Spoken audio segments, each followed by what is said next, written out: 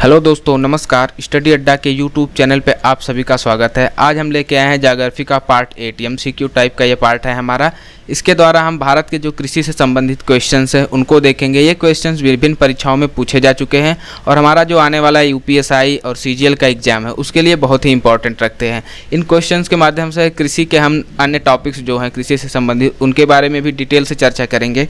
तो चलिए आज की क्लास शुरू करते हैं। और आज का हमारा फर्स्ट क्वेश्चन है, खेती की झूम विधि का व्यवहार हुआ करता है। ऑप्शन ए है हिमाचल प्रदेश, ऑप्शन बी है हमारा मध्य उच्च भूमि, ऑप्शन सी है तमिलनाडु और ऑप्शन डी है हमारा नागालैंड। तो देखिए यहाँ पे जो फ्रेंड्स ऑप्शन डी है हमारा नागालैंड, यही सही आंसर है क्योंकि यहाँ पे झूम खेती की जाती है। झूम विधि का दूसरा नाम स्थानांतरित खेती भी है।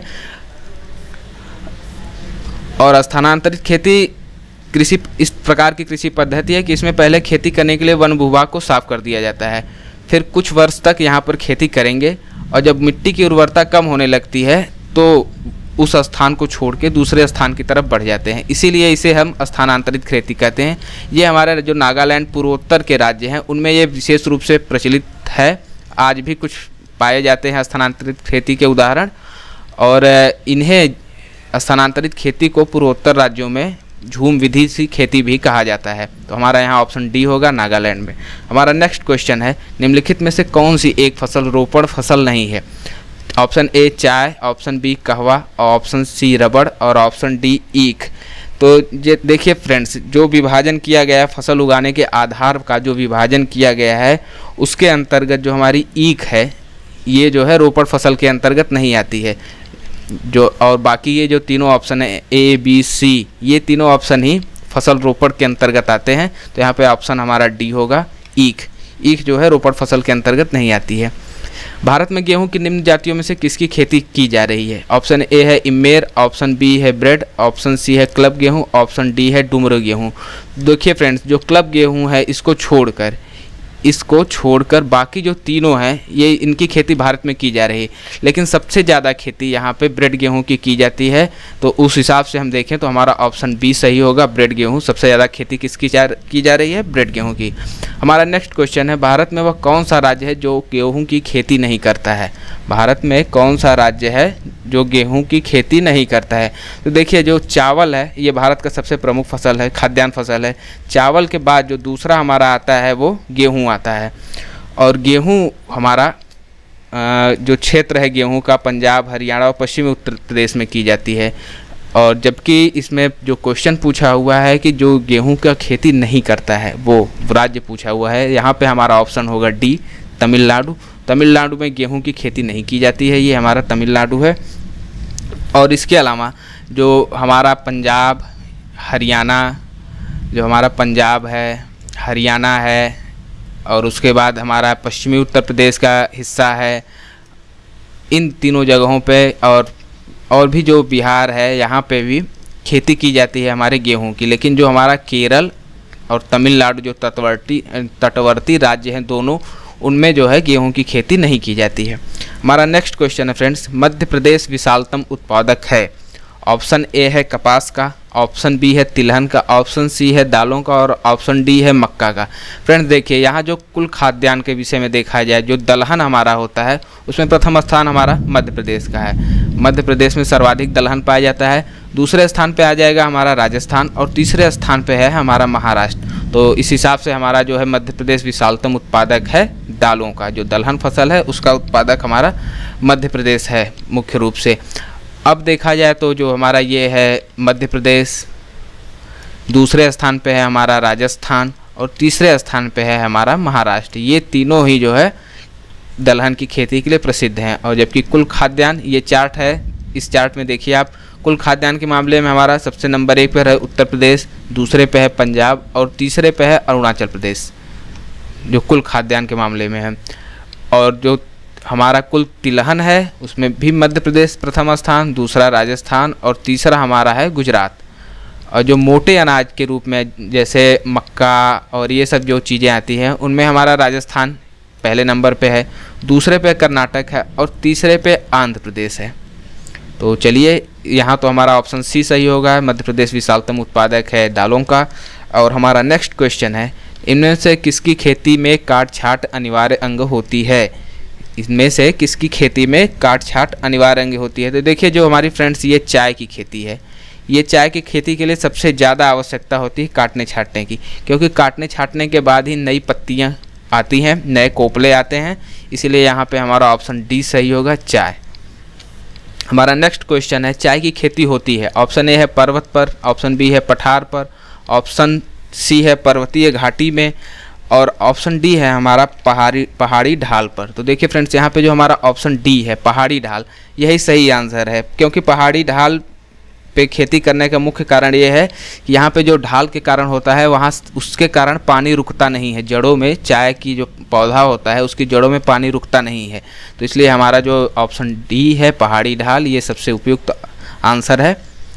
और चलिए चलते हैं नेक्स्ट क्वेश्चन पे हमारा। देखिए चाय की खेती के लिए थोड़ा सा डिटेल में मैंने कुछ नोट्स जोड़ दिए हैं।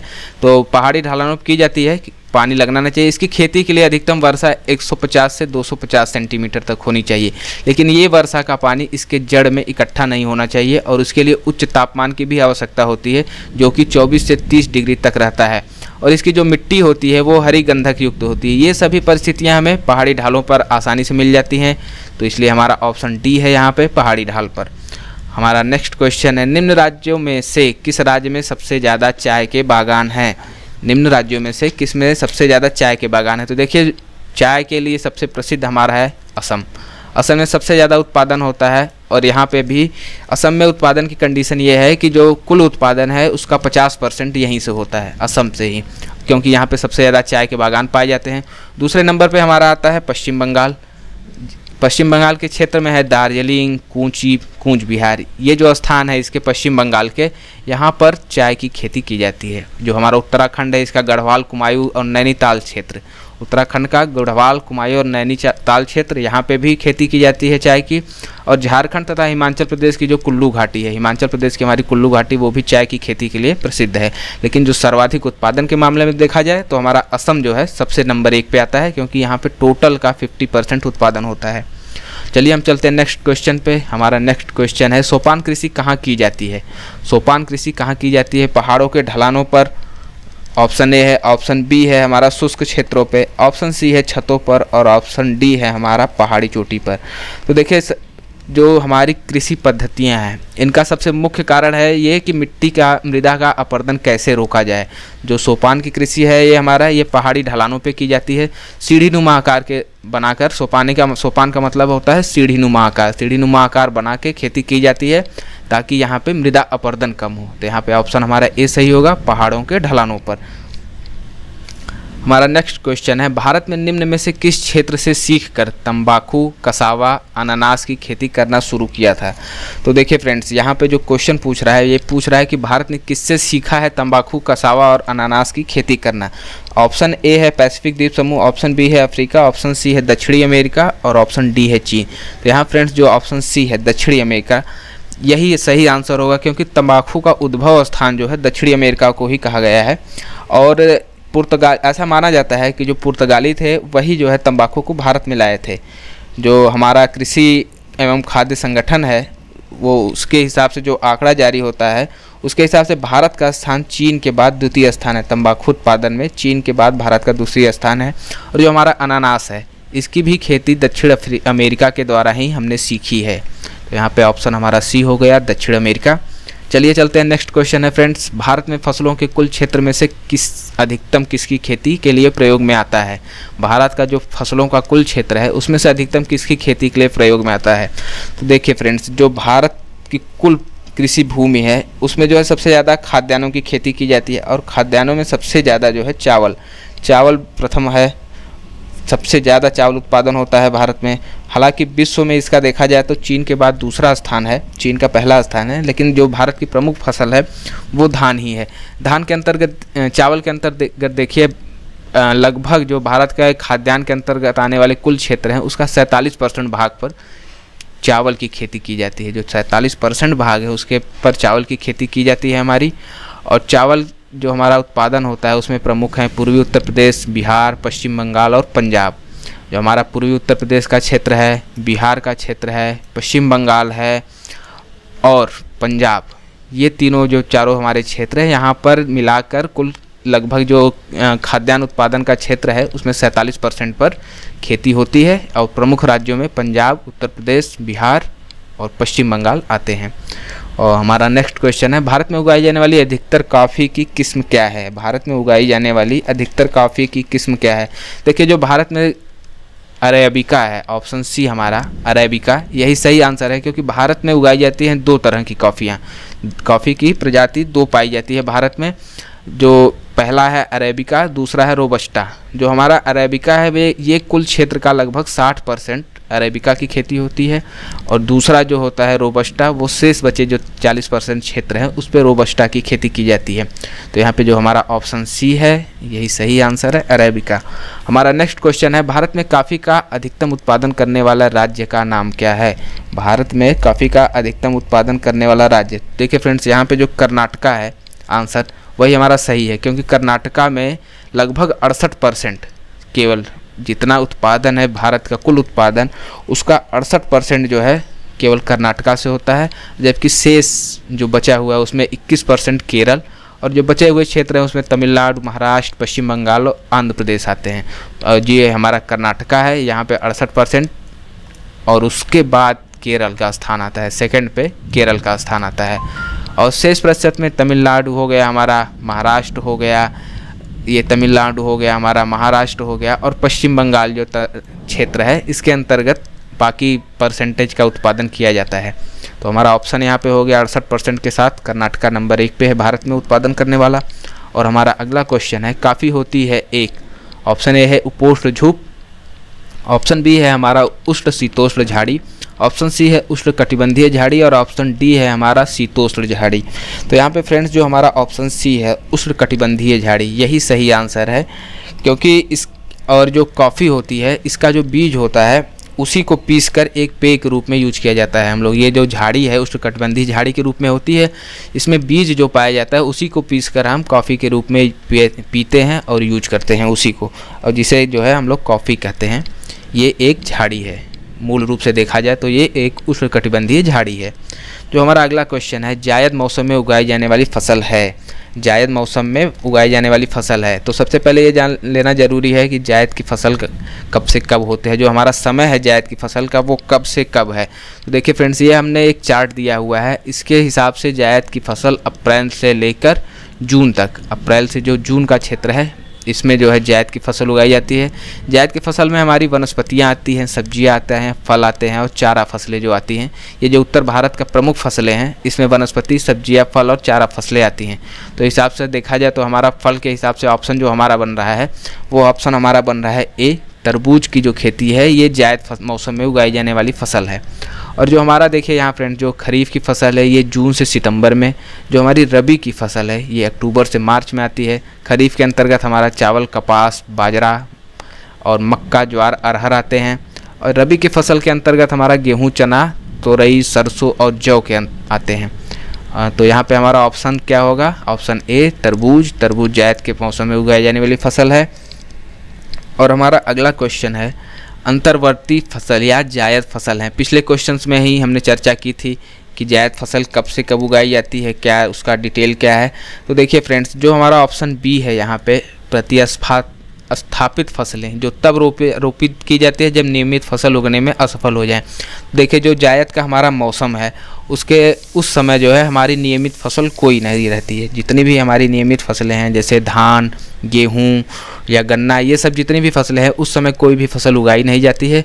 तो उस समय जो खेती की जाती है प्रतिस्थापित फसल उसे बोलते हैं। जिन फसलों की खेती की जाती है उनमें हमारा फल आते हैं, सब्जियां आती हैं, ये सब आते हैं और चारा फसलें आती हैं। तो इसे अंतर्वर्ती फसल कहते हैं या जायद फसल कहते हैं। तो यहाँ जो ऑप्शन हमारा बी है, प्रतिस्थापित फसलें जो तब रोपित की जाती हैं जब नियमित फसलें उगने में असफल हो जाएं। तो ऑप्शन बी हो गया हमारा सही आंसर। चलते हैं नेक्स्ट क्वेश्चन की तरफ। निम्नलिखित में से रबी की फसल कौन सी है। फ्रेंड्स देखिए हमने पिछले क्वेश्चंस में पूरे डिटेल से चर्चा कर ली थी कि रबी फसल के अंतर्गत कौन कौन से फसलें आते हैं। तो यहाँ पे जो ऑप्शन हमारा ए है चना, ये हमारा जो है रबी की फसल है। बाकी जो मूंगफली है और कपास है और पटसन है, ये तीन के तीनों हमारे आ जाते हैं खरीफ की फसल। ये तीनों हमारी खरीफ के फसल के अंतर्गत आते हैं। केवल जो ए है ऑप्शन चना हमारा रबी की फसल के अंतर्गत आता है। जो हमने पिछले क्वेश्चन में दिया हुआ था चार्ट, उसको आप लोग ध्यान से देख जरूर लीजिएगा, क्योंकि उसमें हर फसल की टाइम, कौन कौन सी फसल उसके अंतर्गत आती हैं, ये पूरा दिया हुआ है। तो चलिए नेक्स्ट क्वेश्चन की तरफ चलते हैं। हमारा खरीफ की फसल बोई जाती है। ऑप्शन ए है दक्षिण पश्चिमी मानसून के प्रारंभ होने पर। ऑप्शन बी है हमारा दक्षिणी पश्चिमी मानसून के अंत पर। ऑप्शन सी है उत्तर पूर्वी मानसून के प्रारंभ होने पर। और ऑप्शन डी है हमारा उत्तर पूर्वी मानसून के अंत पर। तो देखिए फ्रेंड्स, जो हमारी खरीफ की फसल है, ये भारत की, जब मानसून भारत में आता है उसी के साथ बोई जाती है। और जैसे जैसे मानसून के लौटने का समय आता है, वो इसका कटाई का समय आ जाता है। अर्थात इसके बुआई का समय हो गया मई से जून तक, इसके बुआई का समय है मई से जून तक, और कटाई का इसका समय है सितंबर से अक्टूबर तक। फ्रेंड्स, जो हमारी रबी की फसल है, इसे हम शीत ऋतु की भी फसल बोलते हैं, और इसके बुआई का समय आता है अक्टूबर से नवंबर में, और जब इसकी कटाई का समय अप्रैल से मई में काटी जाती है ये फसलें। तो इसका ऑप्शन इस हिसाब से हमारा ऑप्शन ए हो गया।